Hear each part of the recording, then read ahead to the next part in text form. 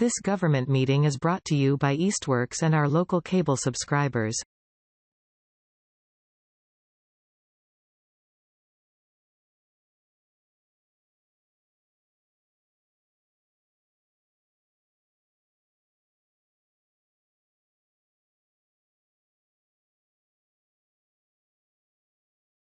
All right.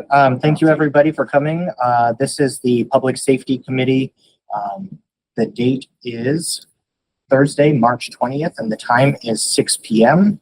I have in attendance myself, Councillor Derby, and Councillor Terrell. This meeting is officially called to order. So the first order of business that we have before us is the committee reorganization.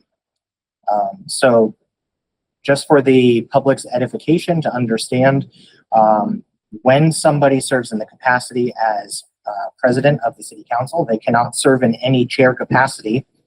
And I do not have any interest in being the chair of the committee since I am phasing my duties out as a city councilor this year. So unless there are any objections, I hope there's not, I'd like to make a motion to appoint Councillor Terrell to be the chair of public safety and to appoint myself as clerk.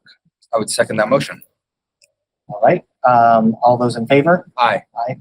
Aye. Motion passes. Congratulations. Thanks. All right. Thank you, Councillor Terrell. So for the duration of this meeting, I will turn it over to Councillor Derby, and then starting at our next meeting, Councillor Terrell will officially hold all chair duties. Thank you, Councillor Riley. So we don't have any, I don't believe we have any minutes to approve, do we? We don't. So we have to, we have 1, 2, 3, 4. There will be 5 sets of meeting minutes that we need to account for. I believe some of them are in the inbox of, or in the drive of former Councillor Zaret. So okay. I will reach out to the IT department to see if we can get there are copies of those minutes to be able to approve them and send to the clerk's office. That sounds great. So we can deal with that next meeting. Mm-hmm. And public speak time, I imagine that y'all here for public speak time. And so this is your opportunity to address the committee about anything that is of interest to you.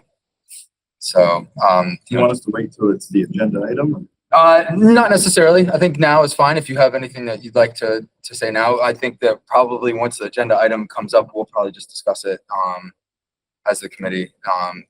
And then if anything comes out of that you are interested in giving feedback to, then, you know, that will, I think the best way to go about that would be to just, you know, any questions or any comments to email us or just come to the next meeting and talk at public speak.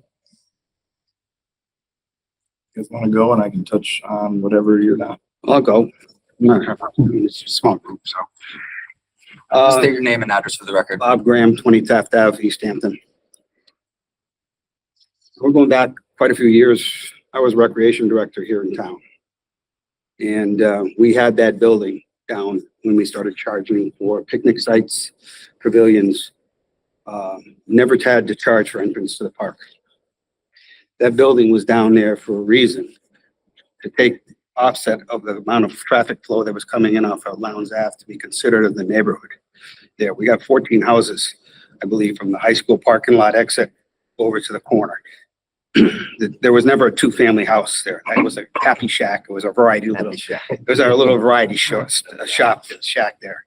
So in order to keep the neighbors happy, we put that shack or the toll booth down in Nonotuck Park at the beginning of entrance of Nonotuck Park years ago. You might be asking, whereabouts was that? Where the fork comes up, you know, where the cutoff is, where they throw the trash now, the dumpster that's there. Yes, on the right hand side. Okay, it was right in that area on the right hand side. It was right there. Right hand side coming in. That's why the cutoff is out. There's no curb there. Oh. So the person in the shack used to come out and visit and go to the car, and whether it be on the passenger side or driver's side, they would collect the fee. If they were getting a parking pass or going to the pool, if the pool is open, they would go over there and pay their fee to enter and get their site or their pavilion that they were going to be utilizing for the day. If they didn't, park security would go over and boot them out if they don't want to pay. So I did some research and I went back down there last week. We have a new playground that they just renovated over there with the damage that happened from a microburst that happened years ago. And they put a crosswalk there, right on the other side of the basketball court, going down the hill. From that crosswalk all the way up to that cutout, I measured 1,315 feet. Not including another 75 feet of area up there where they could actually widen the road if they needed to. With that being said, you're looking at 70 cars from that crosswalk into the park without impeding anybody coming into the crosswalk with the kids to go into the playground with their parents, allowing for the parking to continue over at the basketball court that's presently there. That's a lot of cars. So basically it comes down to implementing two things: getting a barcode system on a new passes coming in, training somebody to use the barcode machine, not allowing them to have cash. That is a liability waiting to happen for safety reasons. You got a young kid there with a lot of fees in his drawer. So that's a concern finance of safety there. The other thing is it would speed up the process for people getting into the park. If you could take 69 cars, we didn't have anything on Lowndes Ave as congestion like we do now because that building got put there.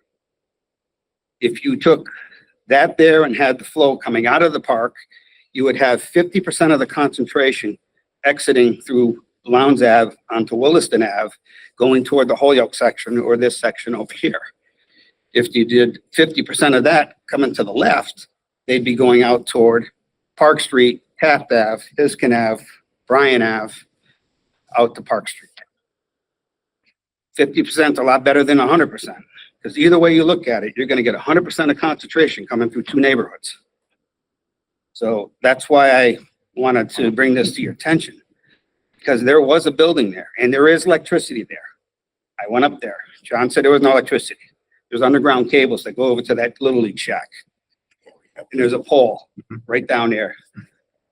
A ditch witch could really make that real feasible, so they would have their electricity that you're talking about.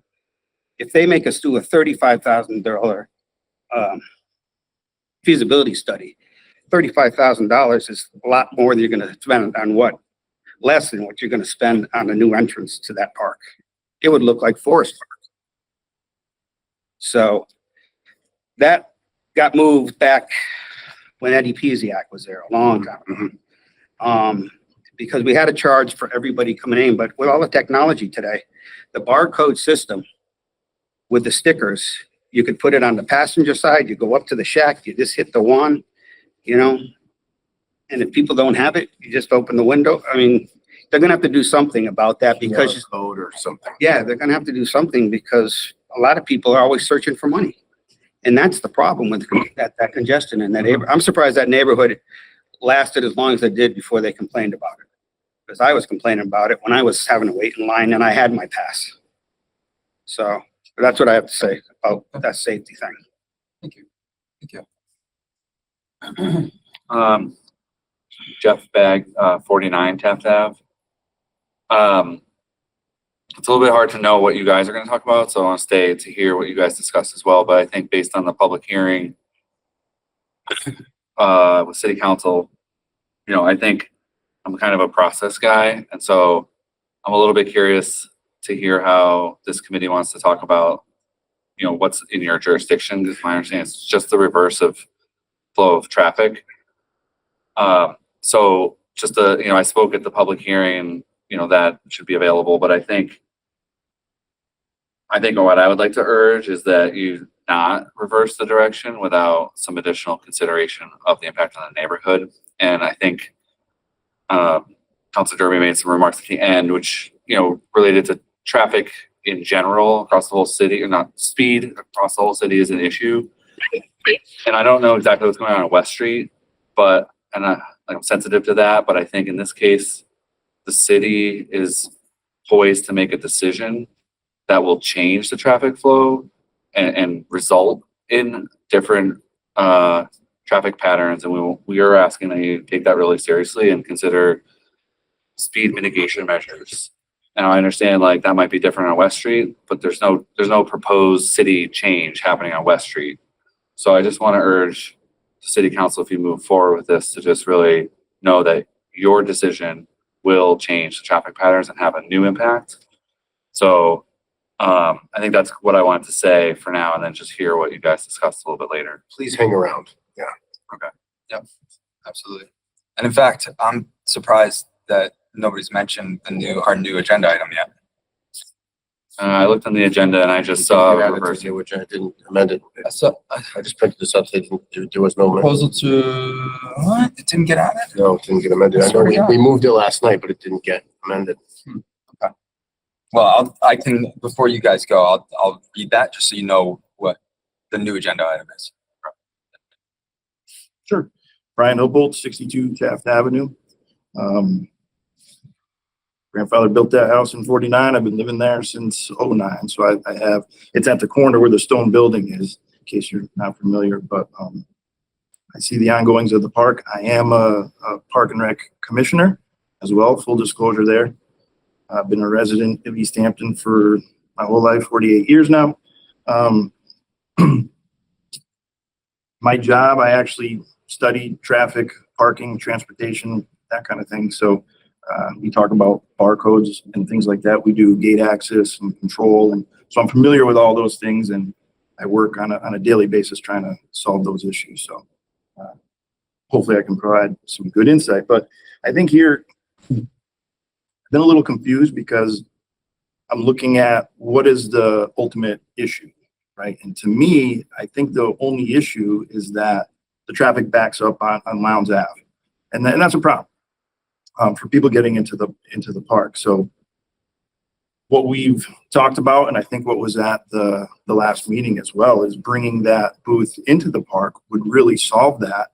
And I'm kind of interested to think or to hear what other issues there are. You know, I've heard people coming into the park, they would want to stop at the park office, pick up whatever they need and continue on down the road. But the times that we're really talking about are the weekend, right? And the park office isn't open on the weekend, and that's the busiest time. That's the busiest traffic flow. So to me, it's, you know, a lot of work for just that one issue. I've heard cross traffic as well. I live there. I've seen it. We see cross traffic everywhere we go, and I don't really see an issue at the park. There's never been an accident. There's never been an accident that I've seen at Taft and where the park exits as well, or if it was an entrance. I think we would be introducing just different cross traffic elsewhere throughout the neighborhoods. So I think bringing that booth into the park brings up some opportunities. You know, the area that you're talking about, you could have 2 entrance lanes, right? 1 exit lane. It could be gated. You could put things there with barcode or season passes, things like that, where you have a season pass, you can go into the lane to the right. Gate opens automatically. But there's plenty of options out there. There's costs to that, so that is an issue. Bringing all the traffic, you know, down Taft Ave, which already deals with Wilson traffic. It already deals with high school traffic, and it already deals with people who don't want to cut through town. They just kind of shoot down Garfield. One of the arguments I heard was everyone's coming that way anyway. Well, it's not true. We have whole half the town that comes up Williston Ave, and Williston Ave is a great avenue for this reason, right? It is properly lit. There are the double lines. You have an ADA accessible sidewalk, right, that has a buffer between the street. You don't have that at Hisgen. Hisgen doesn't have an ADA accessible, you know, sidewalk, and especially there's no sidewalk from the corner of Taft leading into the park. So one of the things that I do when we're studying traffic is one of the biggest concerns. You've got pedestrians walking one way, and you have traffic that is going the same way.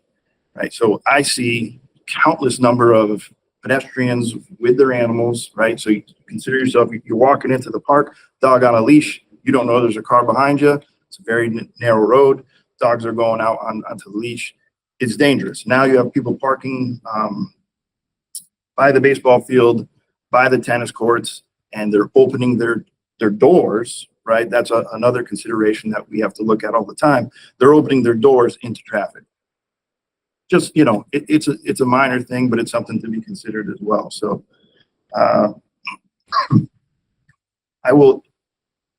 there's so many other things that, for instance, I know if a bus is taking a right-hand turn, it needs 42-foot clearance, a 25-foot inside radius.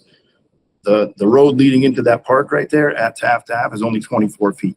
Can the bus make it? Sure. Does it need to make a wider turn? Absolutely. But again, there's no sidewalks and things like that. So just some considerations. And in fact, for us, when we have our buses, we actually like to take left-hand turn, especially at a stop sign or a green arrow. So we plan our bus traffic with those things in mind. So I'll hold off on anything else, but I just wanted to kind of bring those points together. I know every street at my little dead end, or every house rather, they're all against this. So for me, I want to support my community, right? That I'm going to live there and kind of stand up for what they want, but also for Lowndes Ave. Something needs to be done there as well. And I think that's the number one issue that we need to consider. And I think by moving the booth, we take care of that problem. Good. So just a couple of thoughts. I think you're the right person to be here because I think you're the only person in this room that actually has any purview over this situation right now. Every day. Honestly, because this is a rec department issue. Moving the ticket booth is a rec department issue. That has nothing. We have nothing to do with it. Yeah, and it's a safety concern on the streets. That's so, and the other piece of that is, as far as, the scanning, barcodes, any of that, rec department, that has, city council has zero purview over that. Sure. And if you're a rec commissioner, then you do. Absolutely. So I think this is, this is good that this is being brought up and being thought of. And I would even go a step further, which is, Dalyfield Road is not an accepted street, which means that also technically is 100% under the rec department's purview. It's not in our right, but the safety coming into Lowndes Ave and the safety coming onto Taft and Hiskins is your responsibility. Safety is Correct. right. Safety is. So that's our number one concern. Right. Which actually, do you want to? I Go do, ahead. because Yeah. I think I can curtail a lot of this, and it has a lot to do with you, because I did a lot of research on this as soon as I found out I was gonna have the pleasure of being on this committee. And I did a lot of research, and due to that, having to do with a lot of you said, I would make a motion under jurisdictional authority to send this back to the Park and Rec Commission, because the reason is Dalyfield Road is not adopted by the city. It's a private way. We have absolutely no jurisdiction over that. It's a Park and Rec Commission issue. Like you said, Lowndes, Hisgin, yes, but from gate to gate, we have absolutely no jurisdictional. Parks and Rec Commission does. So I would. The city does plow it. No, the city plows a little bit to get to the wastewater treatment or to the whatever plants right there on the right-hand side past the basketball plants. They plow the whole thing. They plow it. I think From the high they just school- plow it. But they plow it just to access that. They don't, it's not a public road for them to take care of. High school, when they open the gates in the morning, the high school parents go through there to come back after they drop their kids off. So that road is open as soon as they open the gates. In the I'm morning. just saying, but it's not. I got it. It's not Yeah, the right, accepted right, road. right, exactly. Right. So, But I think that's a good motion to make. And can we just hold it for 1 second? Because I do, since you all came, I want to just make sure that you know what actions we started to take since that last meeting. So I'm just going to read you what I submitted to the agenda, which is now in this committee, but it's not on our agenda tonight, so we can't really discuss it. So if you all would, just, Sure. I'm writing to formally request the Public Safety Committee explore and assess the potential impact of modifying the traffic flow on Dalyfield Road to Hisgin Ave, Taft Ave, Bryan Ave, Garfield Ave, and Ward Ave. As we consider possible changes to the direction of traffic, we want to ensure that we thoroughly evaluate how such a traffic change will affect and impact the surrounding streets and the residents who have expressed concerns about increased vehicle traffic patterns.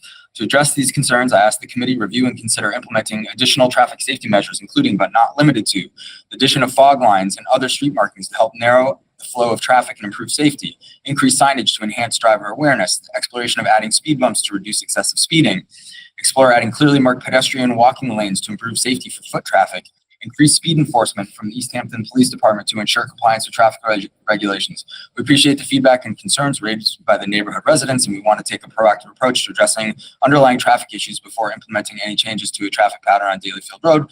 A thorough review by Public Safety Committee will help us make an informed decision that prioritizes both safety and community well-being.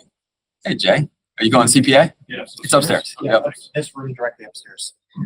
So that is now in our committee, and regardless of traffic flow, Right. like that to me right now is secondary. What I think the concerns I heard from you all is if I'm coming from my house on Westview Terrace and I'm going to like go into the park and the traffic flow is the proposed traffic flow. I'm driving by your house. If I choose to speed, that's a problem for you, right? Mhm. But if I leave Nantucket Park right now and I'm going to my house, I'm driving by your house. And if I choose to speed, that's a problem for you. Correct? But you're taking 100% of the concentration and dumping onto one exit. So, but that, you know, I'm not going to argue that because that, Yeah. I don't agree That's with a lot that. of traffic though. But what I say is if you're going up to that part of town, then those people are going to be going that way. But the issue is people are speeding. The issue is people are driving recklessly in front of your houses with your kids in your front yards. The adding additional piece to that is there's a parking lot for Williston. So there's additional traffic coming for Williston track events, for Williston softball events, for Williston lacrosse, for tennis. So that increases. So I think the reason I put this forward is because I think from what I heard, there's an issue with on Taft Ave and potentially Hisgen and potentially Garfield and the other streets, that there's people that are driving in an irresponsible way. And the purview of this committee is to address those types of things. Mhm. And I think that regardless of this, that is something that we should be focused on to help you all, you know, make sure that you feel safe in your neighborhood. And just like we are, we have West Street is on our agenda, and West Street is, we've been working with DPW to try to address some of those concerns. People are driving, West Street. It's, it can be a bit of a racetrack. People are using it as a cut through to commute, and it's significantly dangerous. There's people going over 50, 60 miles an hour on West Street. And so, that's one of the things that we're trying to mitigate. We've heard from Clark Street.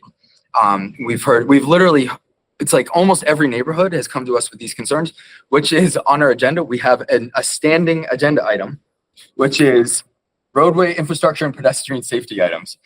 But I feel like after you brought the concerns to us, it makes sense for us to take a hard look at Taft. And I think that, one of the things as we move forward, and I hope you come to those meetings, we're going to pull the DPW director in, we're going to pull the acting police chief in, and we're going to see what kinds of things we can do starting as soon as possible.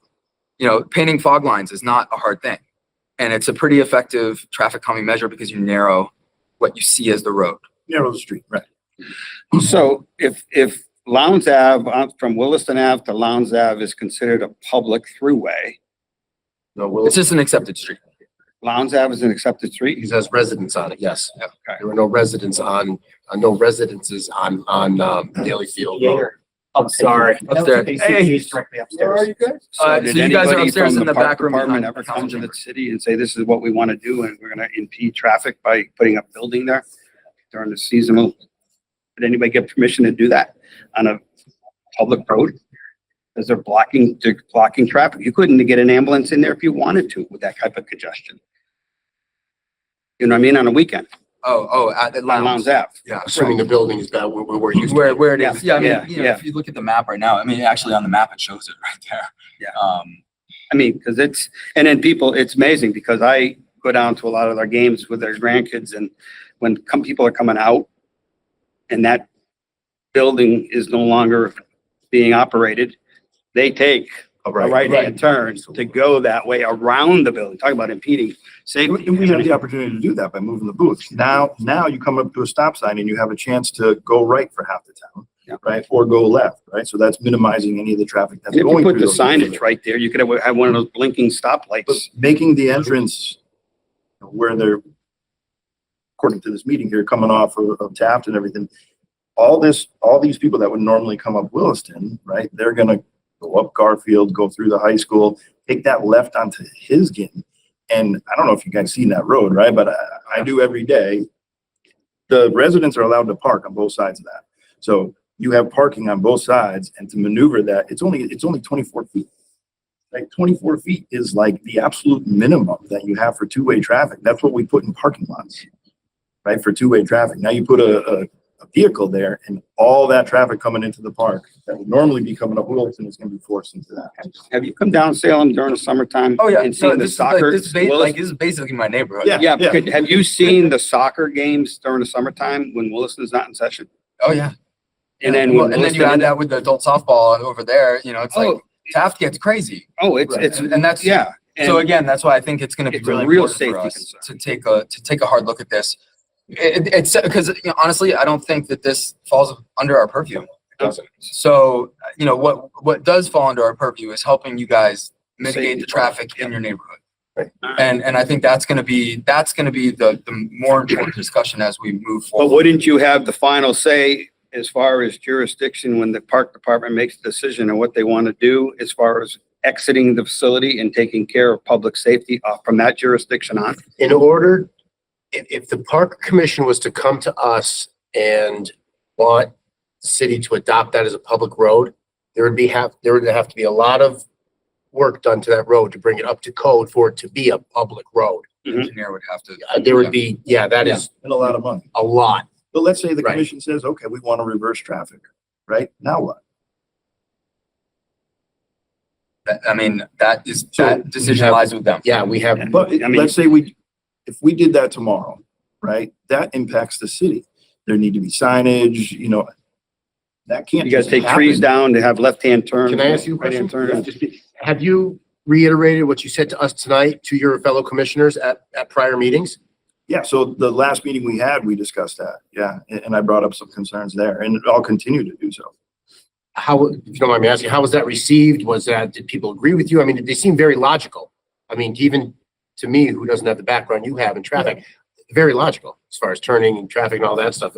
How was that received by the rest of the commission? I mean, this had to have been It was, voted in the affirmative to get to us. it wasn't no, I mean, nothing was ever brought to the commission and say, hey, let's take a vote and say, do we want to bring this direction and bring this forward? It was kind of just a proposal saying, hey, it was never at least when I was It was there. never voted on officially or anything? Yeah, and I may be speaking out of turn. I don't know if anyone's online that's in the commission.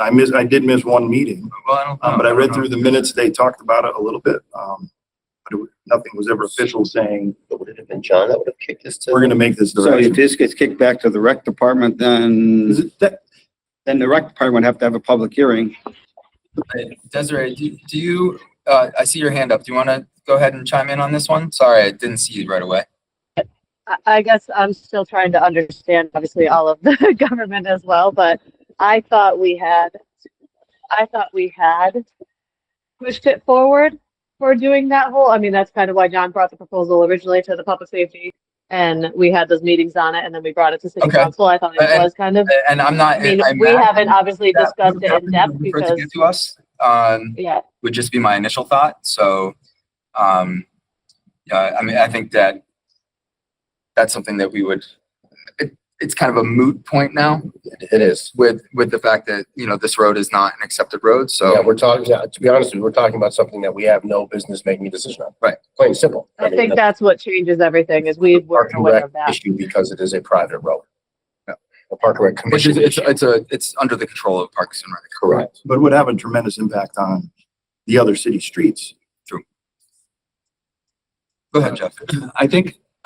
What I hear Councilor Derby saying is to try to acknowledge that regardless of the direction, this group wants to look at the whole neighborhood and the concerns for traffic and safety. And I think that's good and great and appreciated, but I do think it creates a little bit of a dynamic situation where now the Parks Commission will sound like it might go back and deliberate on the reversing the entrance and exit.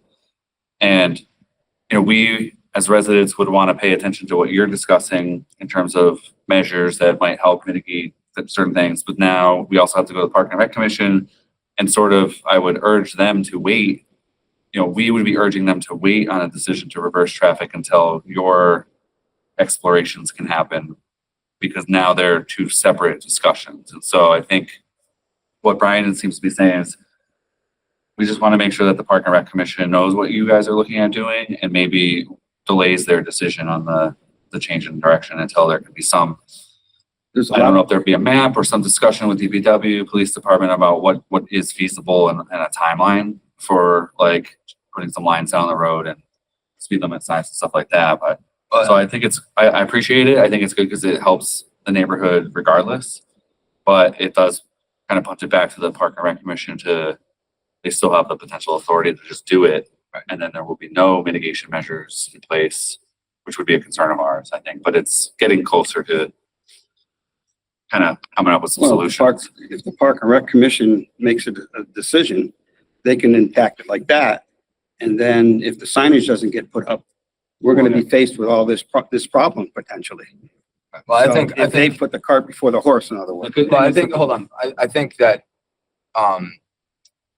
you know, first of all, this, as further review, this does fall within their purview. It's not within our purview. So it's not like, you know, it's just the appropriate avenue.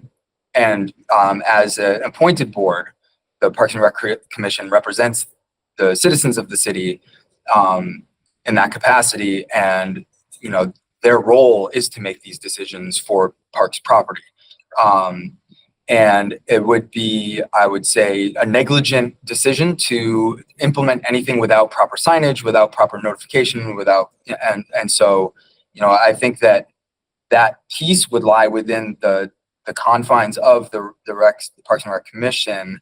And I agree that it's going to be, you know, as we go forward, the process will be, and I think we could probably, you know, and this will be up to Councilor Terrell, but, you know, we could invite the chief and the DPW director to our next meeting to look at this, because as we move into the spring, you know, this is gonna, again, separate from the direction of Dalyfield Road. This is a time when Taft and Hisgen are going to get busy.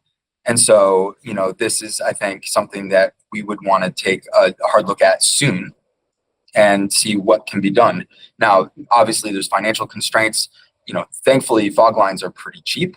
Our DPW director is pretty good at, you know, when they're doing other painting projects in the city, if there's something that needs to be done, they'll like divert them and you know, put it under the same contract. But, you know, we're not going to have control over what the Parks and Rec Commission does, but we can communicate with them and let them know. And so I think that piece is just important to acknowledge. And I think it also helps that you are in the Park and Rec Commission and you are as knowledgeable as you are of this particular subject. I know I said at the meeting 2 weeks ago, and this kind of coattails what Councilor Derby had to say. If nothing else, this brought the traffic point up, because obviously the traffic's been an issue since the new high schools ago. That's what I gathered from all the public speak at City Council a couple weeks ago. So, like I said that night, if nothing else, this has brought that back up to the surface, which was never dealt with in the first place. So that's at least one positive thing in my eyes, that this has come up, which prompted Councilor Derby to have that agenda item, which I thought moved last night, but I guess we didn't. No, we did move it last night. It just didn't get on our agenda. Right. So I know it's two separate things. Unfortunately, we have control over one. We don't have control over the other. I just think it's a positive that this came to light again, because it didn't get dealt with the first time, obviously. And you've been there since then. I mean, you've been there since the new high school was built too. So, I mean, you guys, everybody who spoke that night was very clear that they've been complaining since the new high school got put in and nothing's been done. So maybe this will, like I said, bring this to the forefront a little more and get that dealt We had a with. problem when I was in high school in 72 to 76 there, so it hasn't gone away. So the problem was there. So.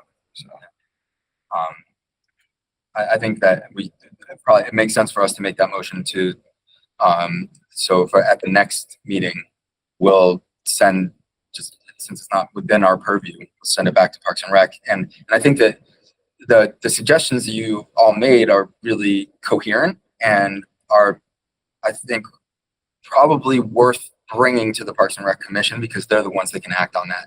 And, as far as citing for a different, admission shed, I think there would have to be gating. There would be a change of gating, which might have some cost associated with it. But I mean, if there's power and if it's that far down that it could accommodate 76 cars, that would solve the Lowndes Ave issue, which for me, that's the biggest piece. Yeah. Is like, I mean, we're That really building's putting, gotta, regardless of what pressure the on that outcome is, neighborhood. the building has to be relocated down into the park because you're only gonna put a Band-Aid on that because people that come in from Lowndes Ave, even if they come in from Lowndes Ave and they don't change it, it's still gonna have a traffic congestion there right where a crosswalk is for kids going across with their parents to the playground. Or the basketball court. Or the basketball courts where we got traffic now and people, how are they gonna get out into traffic? That's, and this, could be a real congested area there. I think one of the other pieces here is if the little shed is not where it is now, that could potentially open up the possibility for cars to be able to take a right, which would again alleviate some pressure. But it would also just direct traffic in the way that it needs to go if it needs to go that way, and it wouldn't have to be forced through a small neighborhood. So I mean, I think there's another like pro there, because then you have potentially 50% less cars taking a left, which then is the cross. Because I mean, like there are two issues, and one is the jamming of the houses on Lowndes Ave, and the other one is the cross traffic. And if there hasn't been an accident there, doesn't mean that they're not going to be. So I mean, it's just worth trying to figure out how to fix that. Salem, the reason my father was on the park commission when they put those gates there, entrance to Daly Field, because kids with cars were driving all over the athletic fields. Right. Back in the day, we had soccer fields, we had softball fields, we had a 90-foot diamond on there. And we had to put those gates there because they were destroying our infrastructure. They didn't have money back then, so that's why they had to implement those gates back then.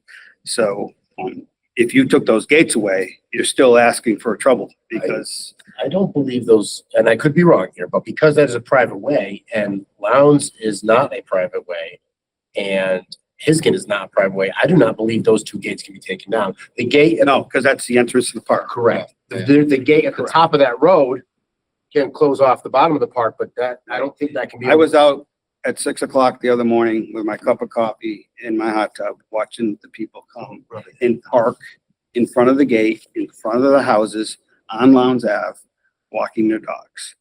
People that wanted to get out of Lowndes Ave could not even get out of their driveways at 6 a.m. So, I mean, it's every day. How big is this? Certainly. Yeah. So. So, and I didn't stick to what I said I was going to do. That's my fault, which was we were going to have public speak and then not have so in spirit of fairness, if anybody online would like to comment on this as we are talking about this, I feel like I would allow any sort of comments if you have any. And if not, that's fine too. I just think it's all really good conversation. Oh, I'm sorry. So here's what I just want to caution the public and you all who are here. So the things that we are talking about and suggesting right now has the potential where the Parks and Rec Commission makes a decision and we can't do anything to help you until at least next year.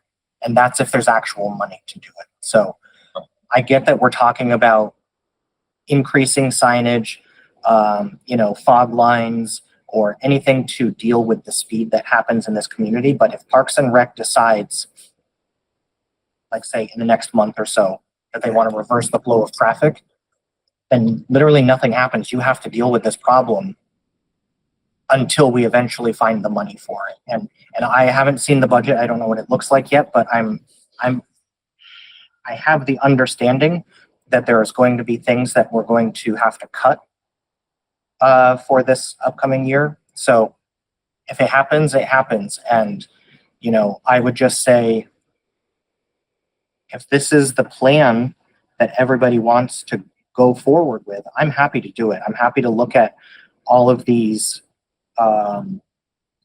you know, different ways to mitigate traffic, to talk about reducing the speed, because this is something that is happening across the community. With that being said, we've had 2 different opportunities at the full city council to talk about speed control, and there is zero appetite for it. Nobody wants to do it. Nobody wants to follow a speed limit. Nobody wants to reduce a speed limit. Nobody wants to spend money on these types of mitigation efforts. So I just want you to be sober going into this, that if the Parks and Rec Department decides to reverse the flow of traffic, and this is not under our purview to weigh in on that, there is a very real likelihood that the things that you're concerned about are going to come to fruition, and there's nothing that this committee or the full city council can do to help, because there just isn't an appetite among city councilors. I mean, some of the things that I heard people saying in a city council meeting a couple of, meetings ago, people would rather go over the speed limit than to have somebody honk their horn at them, or that people would rather their kids go over the speed limit than to have to worry about following the speed limit because other people don't do it. These are the kinds of narratives within our community and within our elected officials that's going to impact any future votes that happen. So I hear what you're saying. I'm sympathetic to what you're going through. Nobody wants to live in a neighborhood where people are driving fast. I just want you to be fully aware of the fact that if Mayor LaChapelle does not provide the money for it and other city councilors don't care about speed, then I can't do anything to help you. So just be sober about that this is a very real likelihood that nothing gets done for a very long time.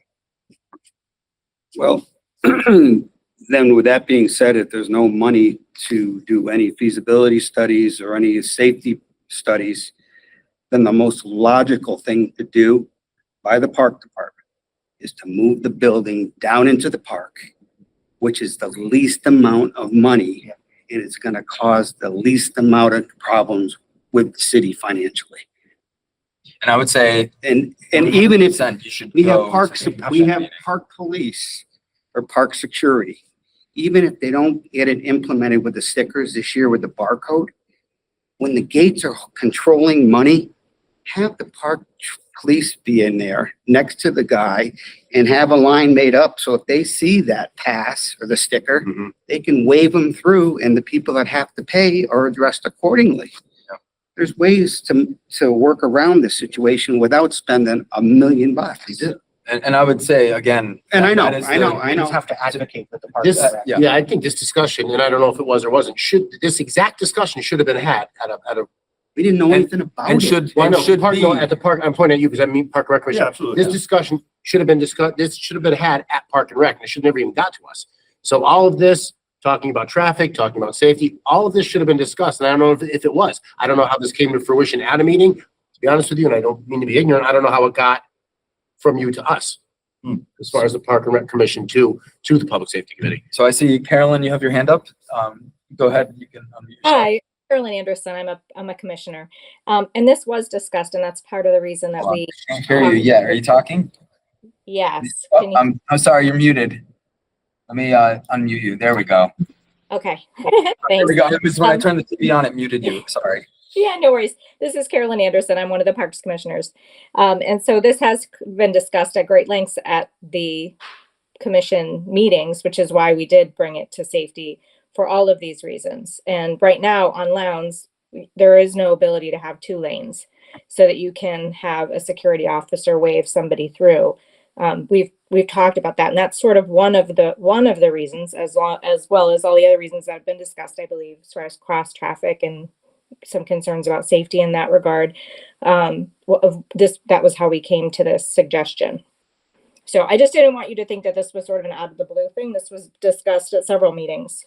And the reason in our minds was this was a logical choice based on the information that we have and the experience that the commissioners have. Thank you, Carolyn. And I think maybe Councilor Terrell has a question. Yeah, I have a quick question, Carolyn.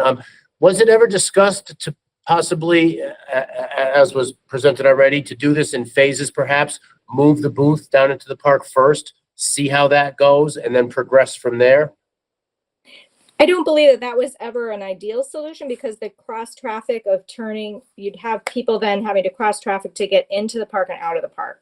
So that wasn't on it. Like I don't, and there are other commissioners in the room as well, and Desiree's on the phone, but I don't recall that ever being discussed prior to then like more recent conversations with the city council. Thank you, Caroline. Thank you. Again, I think that this is going to go back to Parks and Rec, and I think your suggestions are suggestions that you should bring. Because, I don't know if it was ever discussed to move it to where you had suggested, which would take the pressure off Lowndes, could potentially allow for a right-hand turn.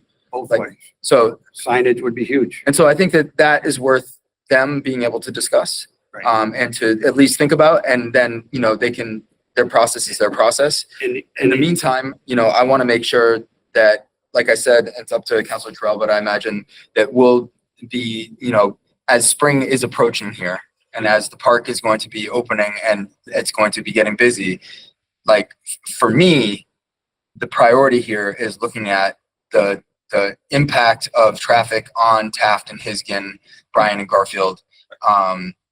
Because like I said, that's my neighborhood basically. Yeah. And like, I know the Wilson kids walking up, and it's not like the Wilson kids are responsible walking up the street. Oh, they won't get out of the way. No, I'm and like, it's not like they're like, oh, there's a car coming, maybe I should move to the side. They look It's at me not, like, what are you doing driving my sidewalk? right? And so like, I get it.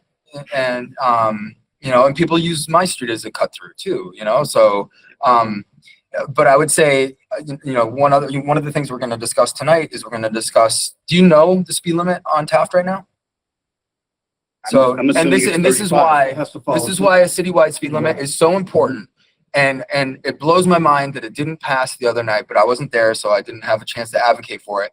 The speed limit is 30 because the citywide speed limit, we have one. It's 30. If it's not posted, the speed limit's 30. So, looking at the citywide speed limit, which is one of the things we're going to talk about, would help you guys because it would automatically, everybody would know, well, it's not posted. So what does that mean? It's 25. I think the speed humps would even be a lot. Well, I mean, it's speed. So If we had that's it, but we that's don't a have whole any money, different ball so of wax. it's a moot point. Yeah.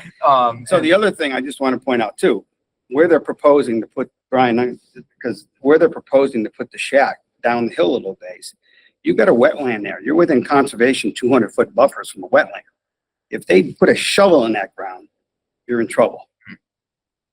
You are right down within the 200-foot buffer. They just did a big drainage thing down there a few years ago, and I pulled the tape on that. You're well within 200 feet. Again, I think that's an So important that's thing another thing. to bring. So you get the Conservation Commission involved, you're looking at a whole nother situation. So I think what I'll do is Okay. I'll end this discussion and I'll just ask for the folks online. I apologize that I didn't get to you sooner. If you have any other comments that you'd like to make, please feel free. And if not, I think that it would make sense for you to make that motion. So you'll throw that at the park and then you let us know we have a meeting, right? I'd like to make a motion under jurisdictional authority that we send this request to reverse traffic on Daily Field Road back to the Park and Rec Commission because we as City Council and as a Public Safety Commission do not have authority. And I would say that we should ask the full council to do that. Part of the motion would be to ask the full council to send it back. Second. Okay, we have a motion and a second. All those in favor? Aye. Okay, motion passes. So at our next meeting, we can figure out who, I can help you with that. So the next item that I wanted to discuss tonight, since I'm in control of the agenda here, thanks, Councilor Terrell, is the citywide speed limit. And I appreciate your comments, Councilor Riley, and I feel terrible that I wasn't able to be there. But I can't for the life of me understand where the pushback against this would be because, like I said, we have one, which is 30. And we have in our thing 4 different agenda items related to speed and pedestrian safety. 4 to 5. And at the end of the day, a citywide speed limit raises awareness because we have gateway signs that say there's a citywide speed limit of 25 in thickly settled areas. And we have that already, which is 30. So lowering it to 25 educates people that it's 25 in thickly settled areas. And it also gives our police more, I would say, not, they have the authority, but more justification to be able to do a traffic stop in a thickly settled area, because this will be widely advertised. It will be another way to show that we're serious about traffic safety in Easthampton. And, you know, I just can't think of an argument against it. Even though when we originally talked about it, I was kind of ambivalent. I was like, well, you know, but as I sit here and think about it, especially with almost every neighborhood coming to us with concerns of speeding, it makes the enforcement easier to do, and it makes the awareness more widespread. And I don't see how that could be an issue. So I guess maybe where we start is, can you, the other counselors that were at the meeting, maybe help me understand what the resistance to this was? Yeah, I mean, it's quite similar to what I was just talking about. So, you know, first I want to just say this on the record again. This is not to be petty, but we have been discussing the speed limit and safety issues in this committee since October. And no city councilors nor the mayor ever came to one of our meetings. So we talked about it over and over and over and over again. And I get that we are a different council now, but it has always been the sort of practice of this council under Councilor Gomez's leadership that what is discussed at committee is generally meant to be agreed upon by the full council, that we trust our fellow councilors, that we're doing our due diligence, that we're doing our work. And without a doubt, myself, Councilor Derby, and former Councilor Zaret have done our due diligence to talk about this issue. And you're correct, Councilor Derby. It's your neighborhood that you're talking about. It's West Street. I mean, gosh, even 2 years ago, we had folks in here from the, you know, where Adams and Everett turn into one another, where the hill dips down, and, you know, residents that have almost been hit by cars, you know, carrying their groceries. So this is a community-wide issue. So when we discussed this at the full city council, we had city councilors saying things like, if 25 miles an hour is too slow, it's going to take me forever to get to where I need to go. We had people saying, if we lower the speed limit down to 25 miles an hour, then that's going to increase road rage in Easthampton, which is going to make our community less safe. That was mentioned a few times. Really? And just to me, it was a lot of cognitive dissonance among our colleagues who did not put the effort in to understand the policy, and their rationale did not match what the actual facts are of reducing the speed limit. And I talked in great deal, right? Because when we went through all these meetings that we had, I forget what her name is. I'd have to go back and look at the record. So I apologize for not remembering her name, but she works in the emergency room as a doctor, responding to people when they come in. And she said that the difference between getting hit as a pedestrian going 30 miles an hour versus being hit going 25 miles an hour is the difference between dying on impact or potentially saving somebody's life. And we've seen this over and over again, right? This is all around Easthampton, whether it's out by, you know, where the McDonald's and Dunkin' are. We had people die out there, whether it's, you know, yeah, over here, and then also out on, where am I? Main Street, South Street. South Street, Main Street. South Street. Yeah. Just recently. And just consistent accidents there all the time, right? So it's across our entire community. And everybody knows these things. They know that it's true. And for some reason, I couldn't explain the fact that what we're talking about is saving somebody's life, and the inconvenience of going 5 miles an hour slower was more important to people on the council. And I know they would probably take some offense to me categorizing it that way. But it kind of is what it is, so. Okay, Councilor Terrell, and then I guess I would entertain a comment if you, I have a comment Oh, go about ahead, go ahead. Cotter Street, for instance. I mean, I know it's a busy area over there. The lighting is absolutely horrendous. Somebody's gonna get hit by the old Majestic over here where Magic is. There's no lights. Yeah. People stand in the crosswalk. We should have these blinkers there or a light shining into the roadway because they don't stop. I mean, I cringe every time I go through there because, and then coming out of the Brass Cat, you know, right by the Brass Cat, it's so dark there. I mean, how much does it cost to put a light on a pole and shine it into a walkway? and that actually is part of It's the dangerous. Somebody's gonna get our killed. infrastructure and pedestrian safety items. That's something that we've discussed. Yeah, And you know, and we, Councilor Terrell, you should talk to Williston because they have on their blinking pedestrian signs, they actually have lights that shine into the side, the crosswalk. yeah, I know. And they're solar powered. And I don't know if it was our city planner's That's a lot of fault money that we for don't lights. have the. Just kidding.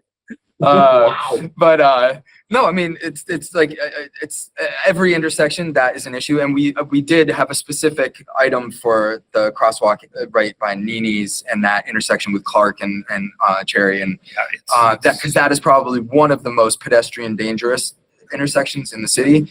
And for some reason it got taken off of our, and so the good news is we do have kind of an overarching pedestrian safety item, so we can discuss that. I think that it's well noted, it's noted that that's on our Last radar. night I had calling hours at my funeral. I called the police department because they were coming from the corner of Everett and Adams. And I could hear them when they're coming around that corner and accelerating. Oh, yeah. And it's crazy. It really is. And I have a crosswalk right there too. So I physically had a man out there with a flashlight last night standing there. Yeah. Just to help get people across the street from the parking lot. So. Mr. Back. There's a question about the speed limit discussion. Was it intended to be 25 unless otherwise marked? It's unless otherwise posted. I think that was lost in the messaging. Even like the former health director on Facebook posted her own rant about going up Holyoke Street and being 25 too slow, but Holyoke Street's already posted at a different speed limit. So I think the messaging could have been a little clearer that unless otherwise posted. Yeah. So even Northampton Street, for example, has a different set speed limit. So it wouldn't be applicable be there. And I impacted. think that was, I mean, yeah. yeah, you're I think right. that was kind of Literally the lost in some of the messaging. Only streets that would be impacted are ones that are not posted I think that, and that are thickly settled. And I think that they need to be better publicized because you referenced, we have one now 30 miles an hour. Yeah. Tell me somewhere it's posted where it says that.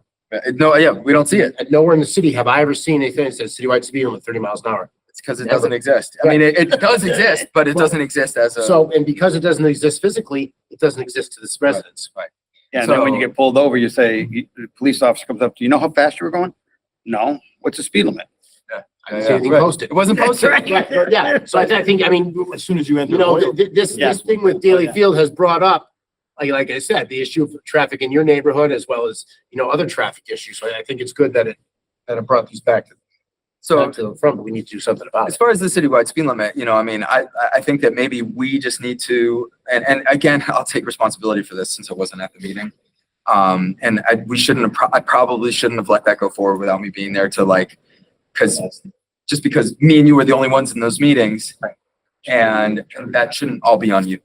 And so I think, you know, potentially what we can do is, you know, bring this back to the full council.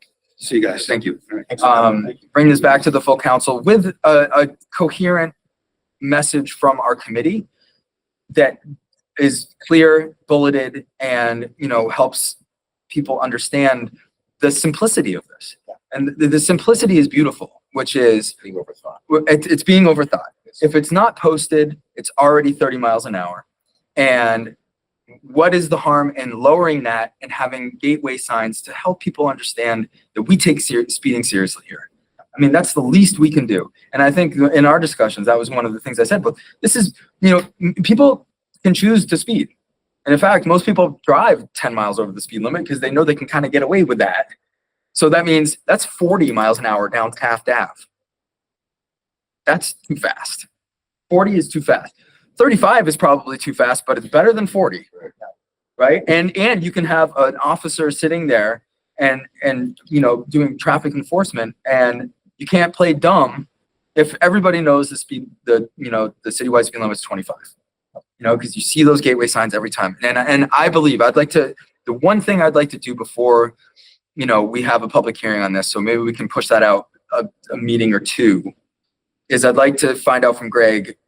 I think that the state has a program to pay for those gateway signs. That was the only thing that I brought up at that meeting. My only concern was cost. What's it gonna cost us? Because it isn't done now. And I didn't know there was a 30 mile speed limit, and it's not done now. That was my concern, was the fiscal responsibility of implementing it. That was my only concern with it. I do believe that the state does have a program that offsets the cost of those. So Yeah, you know, the other thing that I would just point out is it's not necessarily that the full city council is opposed to the speed limit. It's that we were already down one councilor, so we hadn't appointed Councilor, I was gonna say Councilor Peg, Councilor, thank you. Plus you were absent, and I think there was somebody else that was absent as well. I can't recall. So what we were up against is we had 5 city councilors at the meeting, and Councilor Krasinski and Councilor Smith seemed on edge about whether or not they would support the speed limit. Right. And Councilor Peak suggested that we punt it back to the Public Safety Committee, because if we took the vote that night and one of them voted against it, then the whole thing is moot. we have to wait 6 months. Right. Versus bringing it back to committee and then, you know, talking about it more, representing it to the city council, hopefully with more than 5 people in attendance. Yeah. That was a time of a bit of turmoil too. Now that we have a full council, there's Yes. a full committee. Right. I think that it's just a better environment for that. Right. I agree. And I would say, let's play devil's advocate really quick. What are potentially the arguments against lowering the speed limit by 5 miles an hour in thickly settled areas? What do we think? The only thing I took away from public speak at the 2 city council meetings ago is when people, more than one, said that they've been driving and somebody behind them with their horn for extended periods of time, and they would just drive. If they were going the speed limit, somebody would be behind them on the horn the entire time because they weren't going fast enough. That was stated by like I said, by more than one resident of the city in opposition to the citywide speed limit. So I think that maybe what we do is we bring in the acting police chief, and I think PD would be happy to respond to people doing that, because I think if you're driving the speed limit and someone is aggressively that is, I'm sure that PD can do something. Right. We shouldn't acquiesce to bad public policy because people on the roads are angry about Right. We don't want to go to the lowest common denominator. And let's think of it logically. I mean, even you drive 30 miles an hour from here to, say, the post office. It's going to take you X amount of time. You drive 35 miles an hour, you're going to get there, 45 seconds sooner? A minute sooner? Yeah. I mean, I'm not going to do the math quick in my head, but it's certainly not a substantial amount where it's going to make a difference. Right.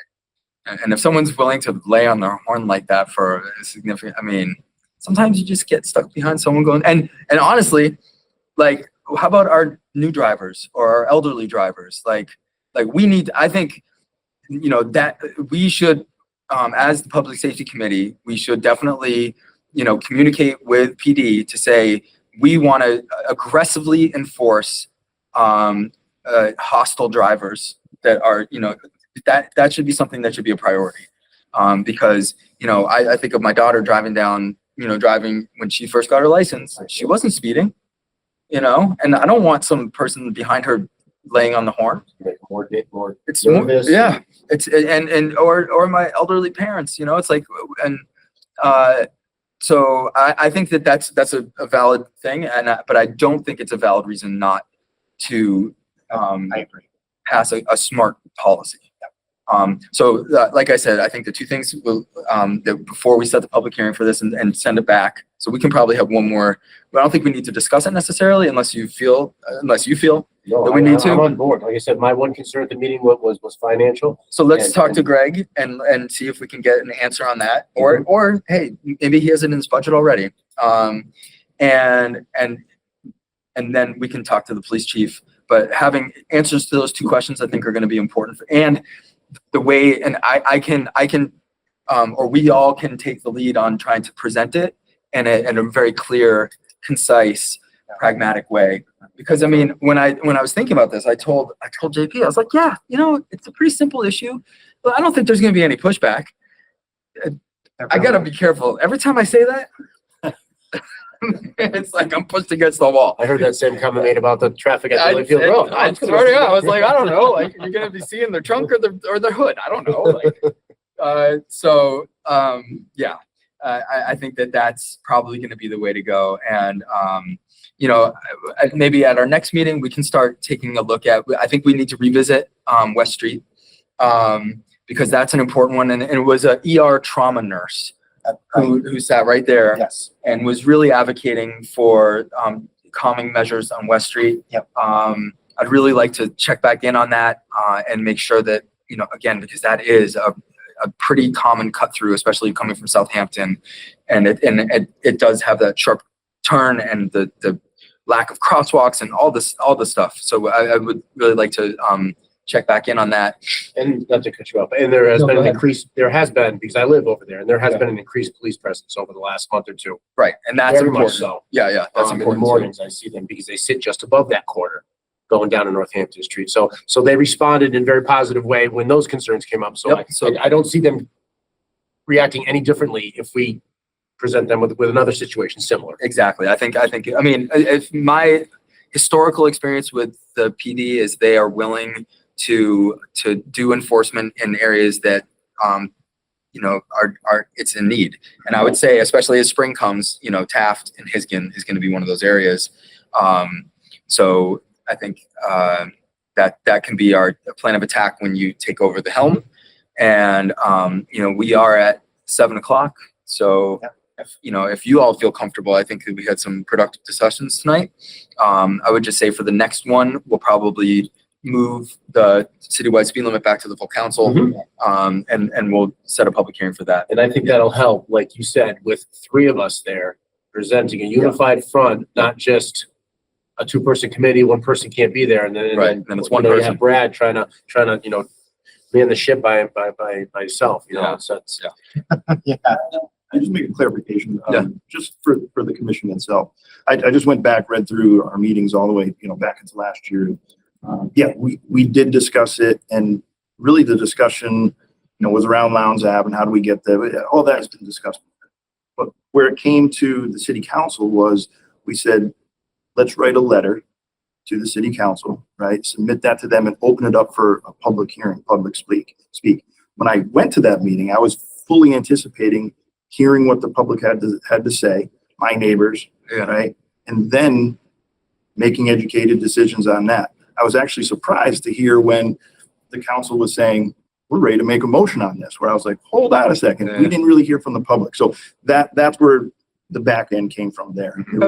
It was never a motion made that we want this, direction. It was a letter that was going to get put out to you guys, followed up with the postcards that went out to all the neighbors so they could speak their mind and we could hear that and make an educated decision. Sure. And I would just, suggest like bringing all of the suggestions that were made tonight back to the commission and seeing where they go. Cause I mean, it seems like on its face, it seems like it makes a lot of sense. So, I think that your neighborhood group could go and advocate for that and see where it goes. And we'll kind of keep tabs on that as well. But again, like our priority is going to be looking at the safety of vehicular traffic down those streets. That's going to be, our next kind of Thank you. charge. Yeah. No problem. And I understand you have no control over scheduling your meetings, but it would be a real nice thing if it was not on a Wednesday night, because that would give some counselors who wanted to go to the meeting the opportunity to go to the Or meeting. first and third Wednesday at least. Maybe a second. So we have been scheduling our meetings, so that it doesn't coincide with city council. Oh, that's great. Perfect. Awesome. Because I would love to come. when We've this been, is discussed. right now, it's like, I think it's the second Wednesday, that we've been trying to do it. Perfect. Okay. I would entertain a motion to adjourn. So moved. Second. All those in favor? Aye. Thanks, everybody. This government meeting is brought to you by Eastworks and our local cable subscribers.